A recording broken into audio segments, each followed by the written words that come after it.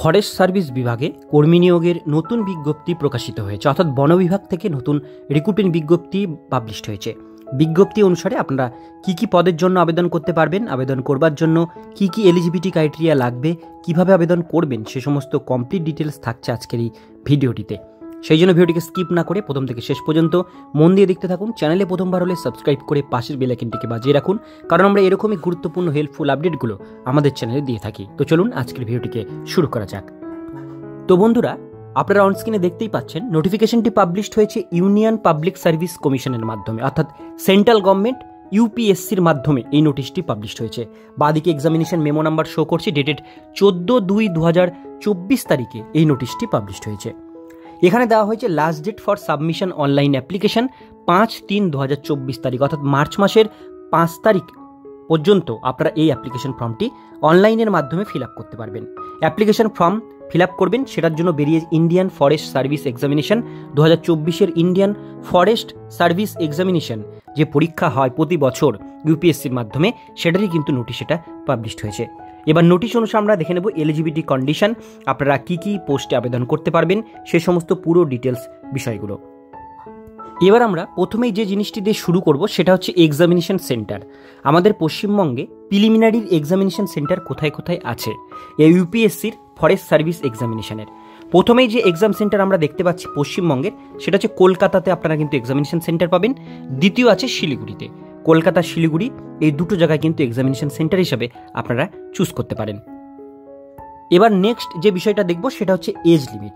Age limit বলা হয়েছে the candidate must have attend the age 21 years and must not have attend the age of 32 years, অর্থাৎ minimum আপনাদের 21 বছর বয়স হতে হবে, ম্যাক্সিমাম 32 বছরের মধ্যে বয়স সীমা হলে তবেই কিন্তু আপনারা এটা আবেদন করতে পারবেন।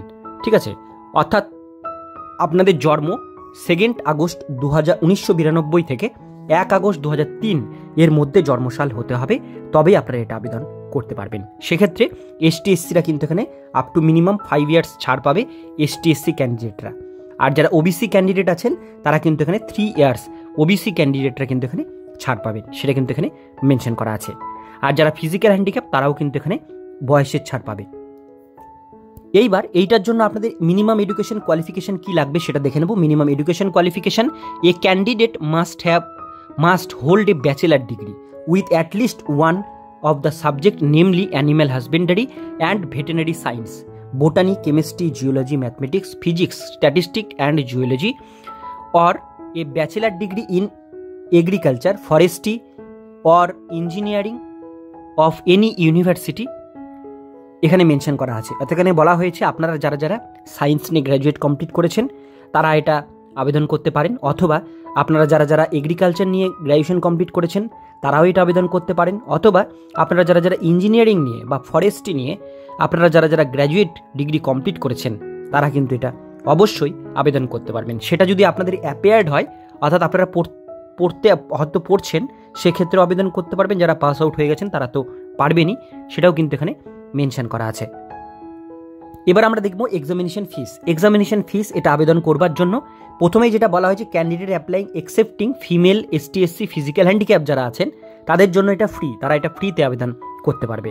শুধুমাত্র এখানে ছেলেদের জন্য জেনারেল এবং ওবিসি যারা ক্যান্ডিডেট আছেন তাদের জন্য শুধুমাত্র 100 টাকা আপনাদের কিন্তু প্রিলিমিনারি এক্সামিনেশনের জন্য ফিস পেইড করতে হবে। সেটা অনলাইনের মাধ্যমে আপনারা ভিসা মাস্টার রূপে credit card, debit card, UPI এর মাধ্যমে পেমেন্ট করতে পারেন বা নেট ব্যাঙ্কিংয়ের মাধ্যমে পেমেন্ট করতে পারেন। এইবার এই যে ফরেস্ট সার্ভিস কমিশনের যে ভ্যাকান্সি সেটা এখানে পাবলিশড, সেটা হচ্ছে শূন্যপদ। টোটাল এখানে কিন্তু 150টি শূন্যপদে এই ভ্যাকান্সি কিন্তু ছাড়া হয়েছে। আপাতত সব মিলিয়ে 150টি শূন্যপদ ভ্যাকান্সি পাবলিশ করা হয়েছে। এবার পরবর্তীকালে ভ্যাকান্সি হয়তো আপনাদের আরও বাড়তেও পারে। তো সমস্ত ডিটেলস বিষয়গুলো আপনাদের সাথে শেয়ার করলাম। যারা আবেদন করতে চান তারা অবশ্যই আপনারা অনলাইনের মাধ্যমে এটা আবেদন করতে পারেন। আবেদন করবার লিঙ্ক আমি ডেসক্রিপশন বক্সে আপনাদের জন্য দিয়ে রাখবো।